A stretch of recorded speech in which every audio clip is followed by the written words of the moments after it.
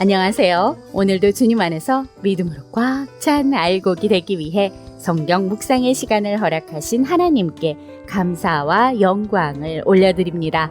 7월 22일 화요일 묵상 말씀을 시작하겠습니다. 14장의 마지막 부분은 마치 장엄한 결말처럼 하나님의 구원과 심판의 날이 실제로 다가오고 있음을 선포합니다. 주님의 인도하심을 따라 끝까지 믿음을 지킨 자들이 하나님의 손에 거두어지는 은혜의 추수와 죄를 쌓아온 자들이 포도주 틀에 던져지는 심판의 추수가 펼쳐집니다. 오늘의 제목은 마지막 날의 추수입니다. 마지막 날에 있을 두 추수에 대한 기록입니다. 하나는 익은 곡식의 추수로 의인들의 구속을 의미하고 다른 하나는 포도송이의 추수로 악인들의 심판을 의미합니다. 오늘 본문 요한계시록 14장 14절에서 20절까지의 말씀을 함께 듣겠습니다. 또 내가 보니 흰 구름이 있고 구름 위에 인자와 같은 이가 앉으셨는데 그 머리에는 금면류관이 있고 그 손에는 예리한 낫을 가졌더라. 또 다른 천사가 성전으로부터 나와 구름 위에 앉은 이를 향하여 큰 음성으로 외쳐 이르되 당신의 낫을 휘둘러 거두소서. 땅의 곡식이 다 익어 거둘 때가 이르렀음이니이다.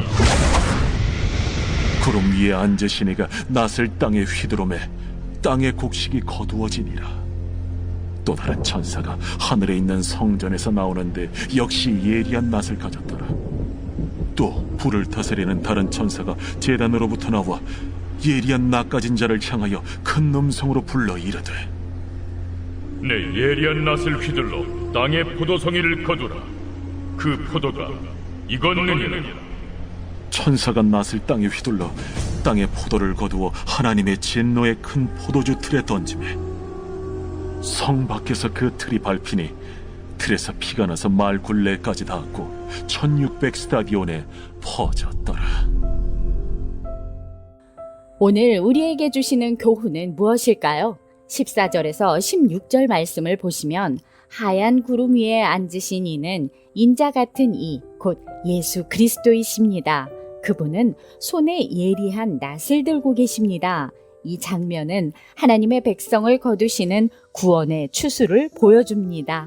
때가 이르렀다는 말씀은 하나님의 정해진 시간, 카이로스가 도래했음을 말하며 하나님께 속한 자들을 모으시는 일이 시작됩니다. 성도들이 고난 속에서 끝까지 믿음을 지켰다면 이 추수는 마침내 이루어진 구원과 안식의 완성입니다.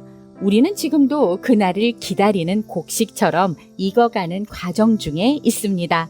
영적으로 미숙함에 머무르지 않고 말씀과 믿음으로 익어갑시다. 17절에서 20절 말씀을 보시면 이번에는 다른 천사가 나타나 낫을 들고 포도송이를 거두어 진노의 포도주 틀에 던지는 장면이 등장합니다. 이것은 악인에 대한 하나님의 최종 심판입니다. 포도는 구약에서 심판의 상징으로 자주 사용되며 포도주 틀을 밟는 것은 하나님의 분노와 심판이 철저하고 무섭게 이루어짐을 보여줍니다. 피가 말 굴레까지 닿았다는 표현은 하나님의 심판이 얼마나 크고 두려운지를 생생하게 드러냅니다. 하나님의 오래 참으심이 끝나는 날, 회개의 기회가 없이 죄 가운데 남은 자들은 이 무서운 심판을 피할 수 없습니다. 하나님의 사랑은 무한하시지만 그분의 공의 또한 반드시 이루어집니다. 악을 행하며 회개하지 않는 삶은 심판의 대상입니다. 기도하겠습니다. 하나님, 오늘 우리에게 주신 말씀대로 마지막에 있을 수학의 날을 바라보며 오늘을 인내하며 살아가게 하여 주시옵소서. 예수 그리스도의 이름으로 기도드립니다. 아멘. 피할 수 없는 하나님의 날은 구원과 심판이 동시에 임하는 날임을 보여줍니다.